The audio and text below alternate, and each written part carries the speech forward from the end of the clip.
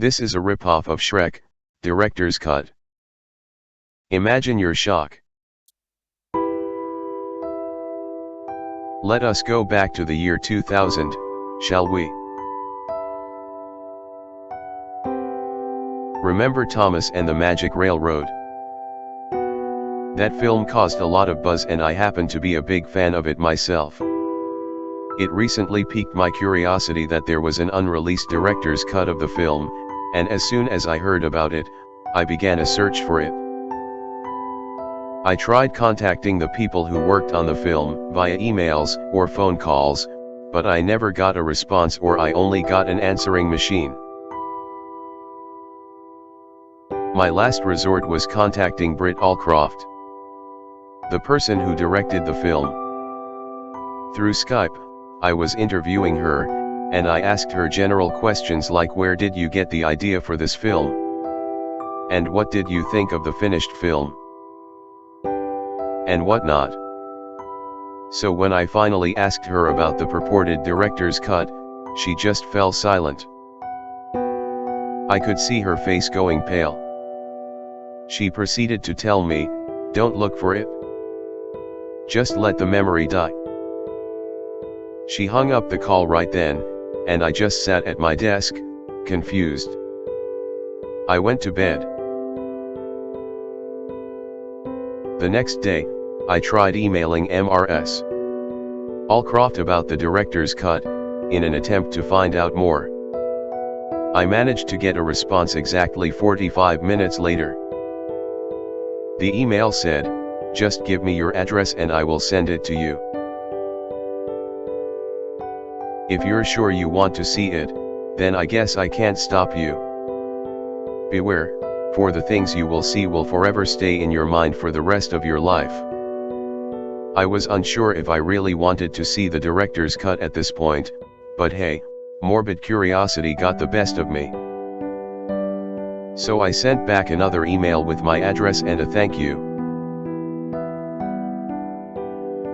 A week earlier, I received a package from Britt herself. It was the director's cut VHS tape. Strangely, it had the exact same design as the regular Thomas and the Magic Railroad VHS tape. I popped it in my VHS player, yes, I still have one, and let it play. Man, just how I wish I could take that back. The familiar logo jingles weren't heard. Well, they were, but the audio was very distorted and playing in reversed. It had fishes with red eyes smiling, from a SpongeBob Red Mist creepypasta, in the background, and goes static while the Alliance Pictures logo appears. The Ghislaine Pictures logo was there, and it was very distorted and playing in reversed, static in the background. After the logo was over, it fades to black. The audio is still playing. The intro of the file was different, you know, the part where Thomas meets Percy, right? Well, it just stays there. It just froze on Thomas. He didn't move at all. You couldn't even hear Thomas's voice. It was just total silence. The screen stayed on Thomas for about 6 minutes until the tape cut to the scene of Thomas and the conductor driving down the rail. Wow, this was pretty late in the film. But there was no sound. It cut to static for about 5 minutes, but again it was silent. The weird thing was, I could make some sort of hidden video in the static. It looked like Mr. Conductor, which was no longer in Thomas, just lying on the rail, and Thomas somehow just continuously ran over Mr. Conductor and blood and guts splattered on the screen. Ah, sick.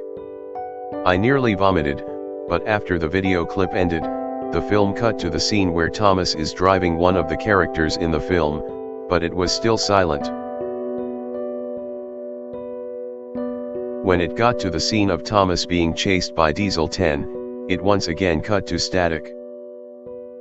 This time there was no hidden video thankfully, and it was just regular static.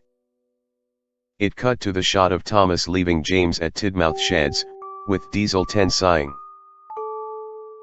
However, the scene went on longer than I expected.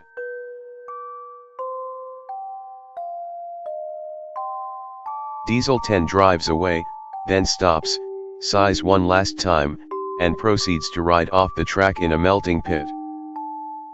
This emotionally affected me greatly, as Diesel 10 is one of my favorite characters, especially since he is the main antagonist. It cut to Thomas still being chased by Diesel 10. I thought he killed himself. I said, but who cares?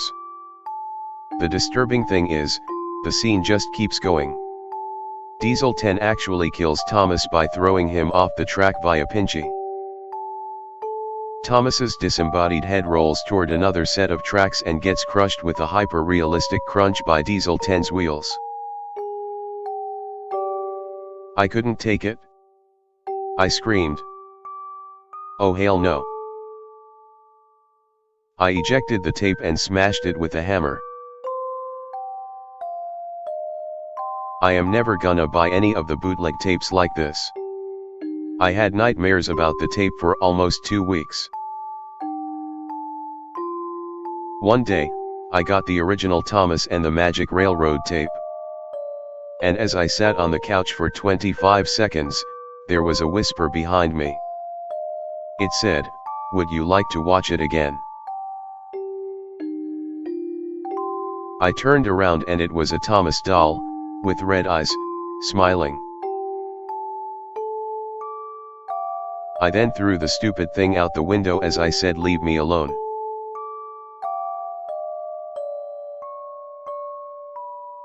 I have no time to play.